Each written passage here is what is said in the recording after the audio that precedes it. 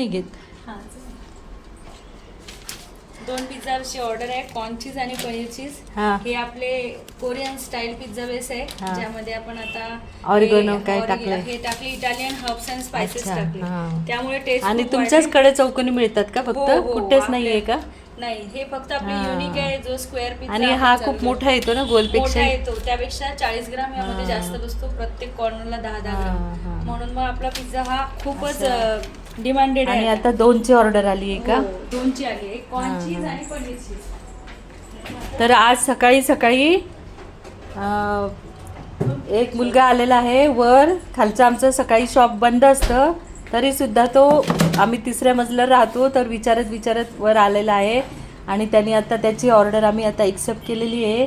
आता हे लावून आणि 10 मिनटामध्ये त्याला ते